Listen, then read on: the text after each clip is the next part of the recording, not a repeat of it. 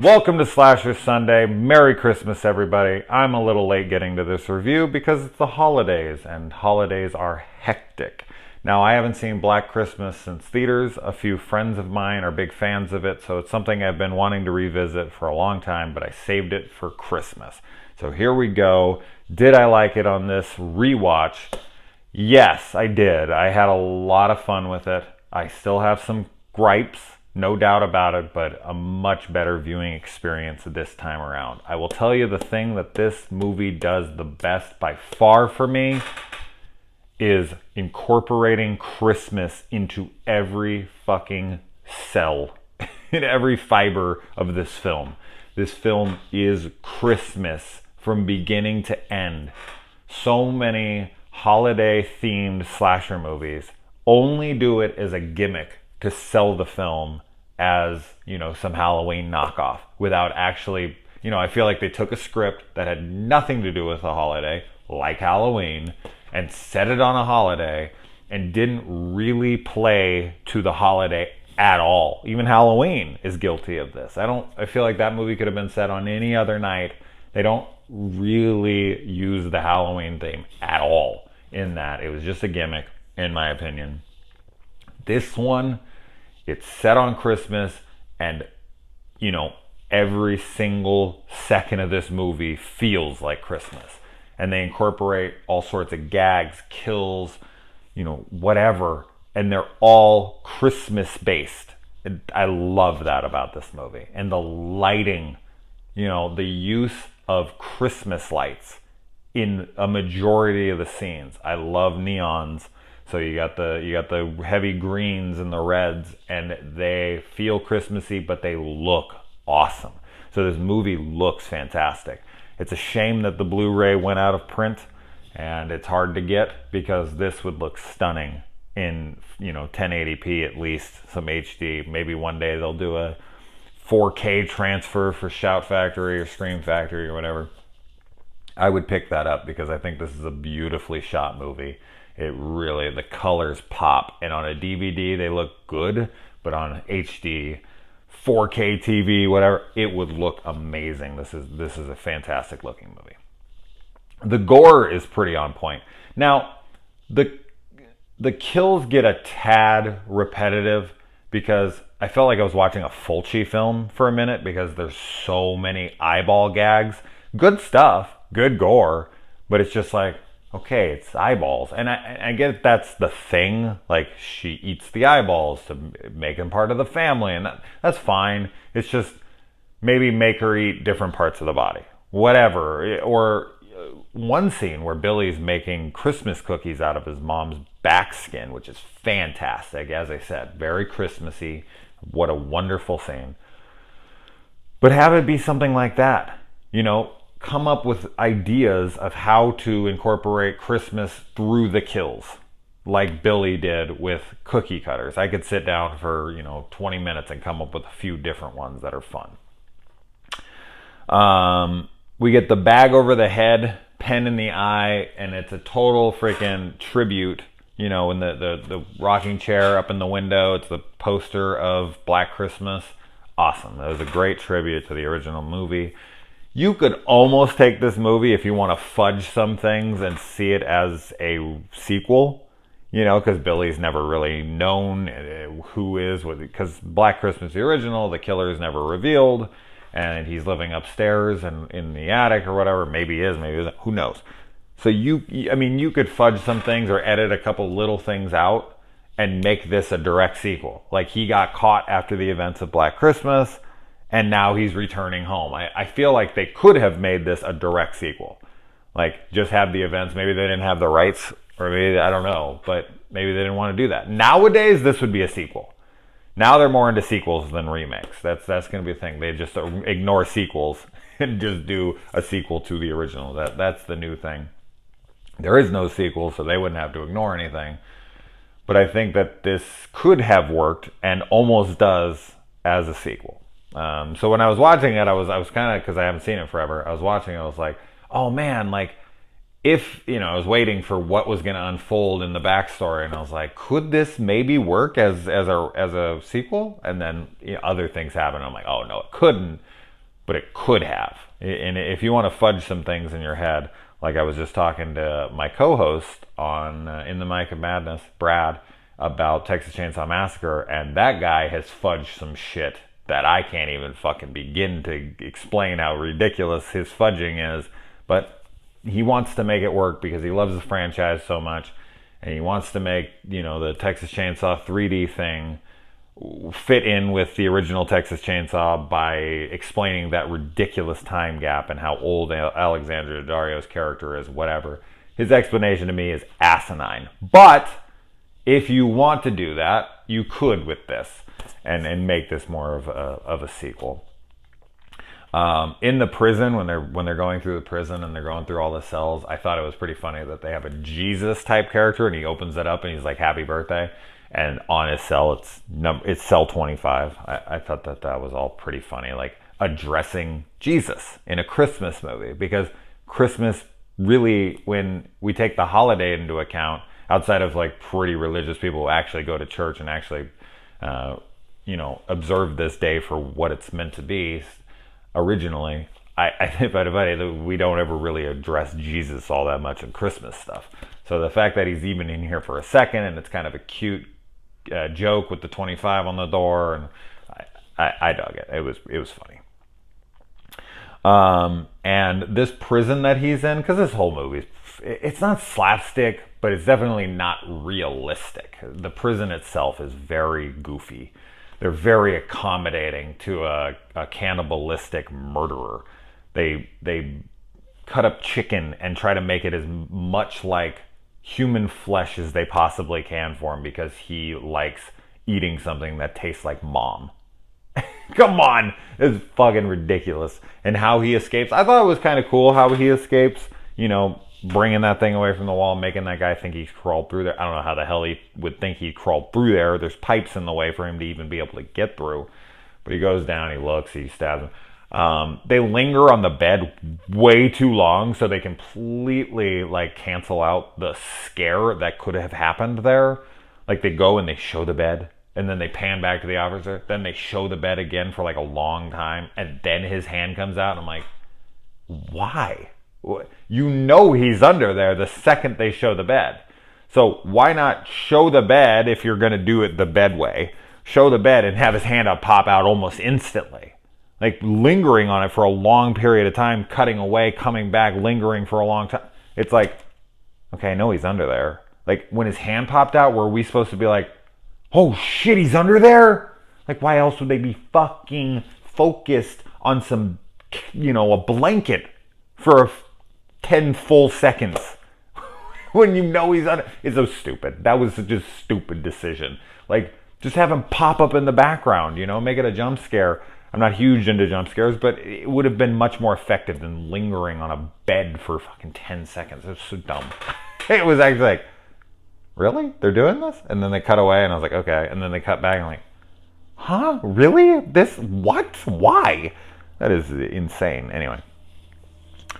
But God, we got Katie Cassidy in here from Arrow. We've got Michelle Trenchberg, however the hell you say her name, who was, pretty popular there for a minute. And we got Mary Elizabeth Winstead, who was before it was, the Ramona Flowers we know her as now, or the Thing prequel, or Live Free and Die Hard, or whatever. Oh, I love Cloverfield, 10 Cloverfield Lane. I love Mary Elizabeth Winstead so damn much. Final Destination 3, which is funny because we've got a lot of Final Destination people in here. We got Mary Elizabeth Winstead from Final Destination 3. We got the chick who plays Ashlyn, isn't that her name in that? The tanning chick, one of the tanning chicks. She's in this from Final Destination 3. And we've got the teacher from Final Destination 1, who plays the sister who comes looking for her.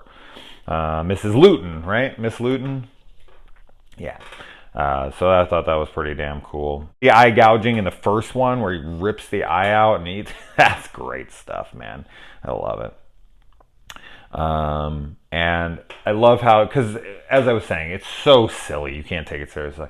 I love how Billy kills the Santa. Blood, you see, because blood sprays everywhere, all over the door, all over everything. And then Billy's wearing a crisp, clean Santa suit. White, like, you know, super nice white, everything's white, total no blood at all. He's carrying a body over his shoulder. He's been working out in there, I guess. And with an arm sticking out of it as he throws it. It's so stupid. It's fun, stupid, but it's just like, really? Not one drop of blood on that Santa suit? He's good. The Billy backstory, I dug it. I mean, the fact that there's no explanation at all in the first one, I know a lot of people are big on that, and that's fine. I like that. I'm fine with that. I don't know why they're okay with that, but not them revealing the killer in open house. Don't get me started. Don't get me started. I don't understand people.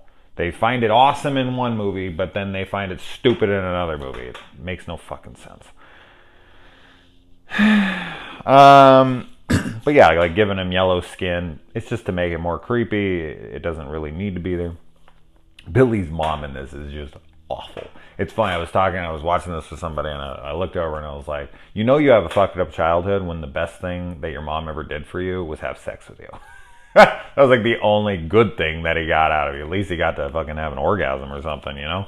His mom locks him up there, she's doing horrible shit to him, and then finally she comes up there and fucks him. And they have a kid from it. So this is a pretty nasty movie. There's a lot of nasty stuff going on in here. Incest and a incestuous inbred baby and all these. It's a nasty film. And I love it. I love the nastiness of it. The calls that come in I thought were really creepy. I like all the added noises and whatnot. I don't know how much sense it makes. I don't really care. I like it. It's really cool. Another thing that this movie does that so many movies do that I always laugh about because it's so stupid to me is when you get pregnant from like time of conception to time of birth, it's 10 months. Okay? We know it is 9 because it takes a month for you to miss your period and go into the doctor and see it. And then he goes and he's like, all right, well, in 9 months from now, because it took a month. But we see the sex scene, and then 9 months later, yes, she could have had the baby earlier than expected, of course. But it's always funny to me because it's always in movies, they'll have sex, and then it'll say 9 months later, almost every time. And it's like, no, from sex, it's 10 months. From finding out, peeing on the stick or going to the doctor and then it's 9 months, but not from sex. So that's just a silly thing, but because we know it as 9 months in our head, people put 9 months in a movie. It's a movie thing. I've always found it funny. Anyway, they explain that there's no campus security. There's a storm outside. It's going to take the cops 2 hours to get there. At least the cops are coming. At least it wasn't one of these things where it's like, oh, you're in that house? Oh, this must be a prank. Don't call back here. Click. It's like the cops aren't going to fucking not come to your house. That's stupid. Okay? No matter if they think it's a prank or not, they're going to at least come once. Now, in certain movies, yes, they do come and then they leave because they're like, okay, we've been here. This is a joke, like in Slumber Party Massacre 2. Go away. You're supposed to be dead. At least they do come to the house, but some of the movies they call and they're just like, no, we're not coming. It's like, fuck, bullshit. You would come out. You would be fucking sued out of your ass if you didn't at least check it out. But at least they're coming, but it's 2 hours. The fuck you Santa Claus line when she opens the door, she sees Santa. My brother and I have overplayed that scene in our head and made it a scene that isn't anywhere near the actual scene that it is in the film. You guys ever done that? Where you see a line, or like you remember a line from a movie and then you blow it so out of proportion.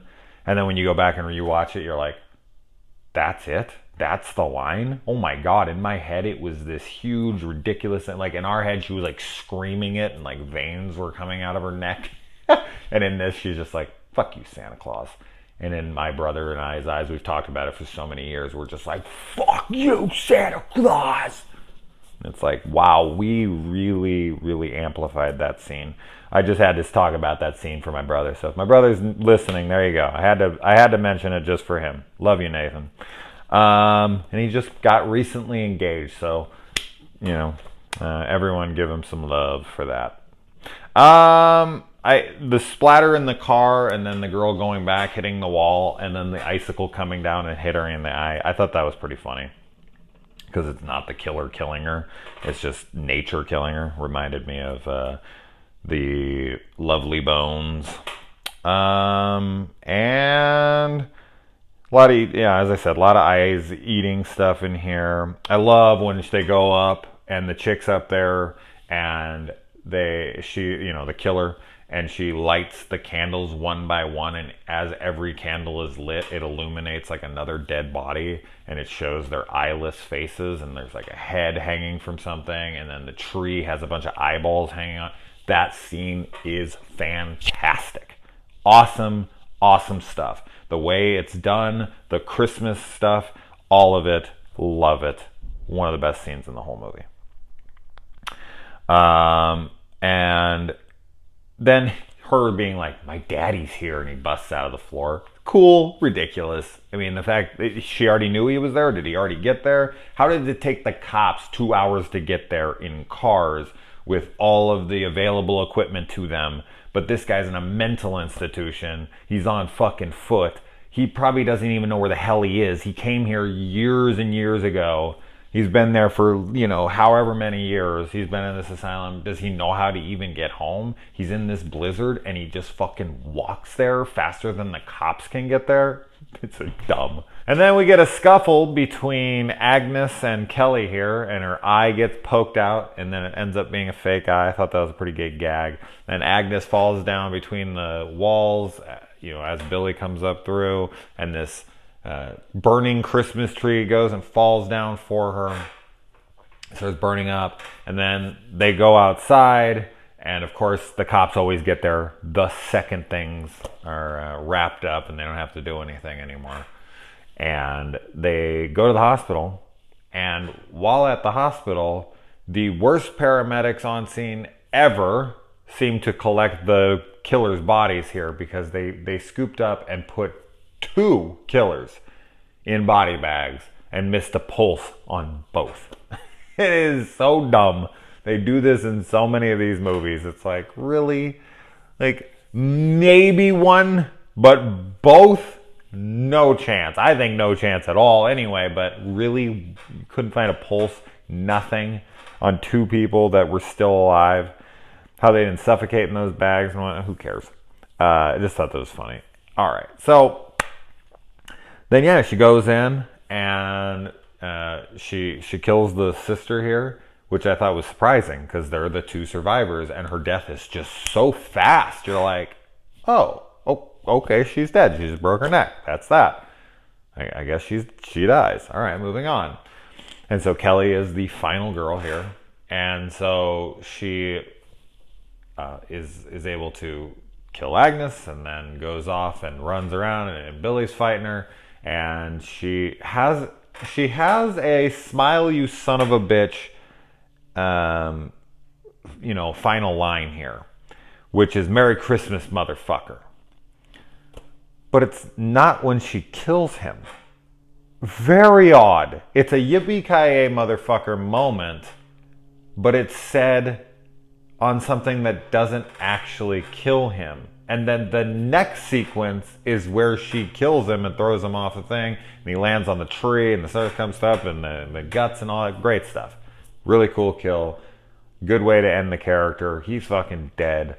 They're both dead. She zaps the other one in the face. A crash cart, really? They just leave functional crash carts sitting inside a patient's room like that? Do they? I don't think they do. I'm not a doctor, but I would think, because of how fucking dangerous that thing is, especially, you just turn the thing and you charge it up, and no way those are just sitting in rooms like that. I don't know. Maybe they are, but I can't imagine. They do have defibrillators in things, but when you open them, I think an alarm goes off. So I just thought that was ridiculous. But regardless, she zaps her. And it didn't seem like Agnes's hands were on her, because that's another huge complaint I have with movies, is when somebody zaps somebody and the person is holding on to them and they don't also get shocked. It drives me crazy. Like when Michael Myers puts the guy up in Halloween 6, the dad, and he's getting shocked and whatever, and Michael's just standing there like, I guess he's dead, huh? At this point, he can't be electrocuted. It happens in so many movies. But in this one, it didn't seem like she actually touched her anywhere. That's why they yell clear, okay? Just in case people, you make contact with a body when it's being shocked, you're going to get shocked too. I just found it very, very odd that she has her closing line, her big moment, and then it's just like, it's not even a big thing. It's not like she does something huge in that moment and it's her big yippee-ki-yay moment. It's just like a small thing. I can't remember what it is. It's so pathetically small that I can't even remember. It was like she hit him with something or grabbed something and just, it's nothing. And then the next sequence, he could have been hanging there, he could have whatever, she could have saw the tree, whatever, and then said the line, kicked him off onto the tree, then that line would have been memorable. But the fact that they put it before her doing nothing, really, it was an odd choice. So why that line isn't accompanying the fall onto the tree is baffling to me. But, the line is essentially, Happy Halloween, or is that it? No, trick or treat, motherfucker. He says, hey, Mikey, happy fucking Halloween, I think is what he's... God, I fucking hate that movie so much. I've purged it all from my brain, but... it's essentially trick or treat. But this is a good movie. Yeah. Just his death. He gets killed by a Christmas tree. That's what I'm talking about. The movie is so Christmassy. You can't deny what holiday this is. Like, he falls onto a fucking Christmas tree and gets impaled. And the lights are coming through and the music's all playing. It's all Christmas. It's awesome stuff. So really fun time. I have my issues, obviously. It's not perfect by any means. But it's a damn fun slasher movie to throw on Christmas. I have the movie. I bought it a long time ago. I keep forgetting to bring them. Like, to show you guys, hey, look, I have it. I don't know why I even care, but there you go. All right, guys. Well, Merry Christmas. I will hopefully get to Monster Monday tonight. Not sure what the hell I'll do. Hey, recommendations. What should I watch for Monster Monday Christmas special tonight? Let me know. Other than that, guys, as I said already, Merry Christmas. I really hope that you guys have a great one. All right.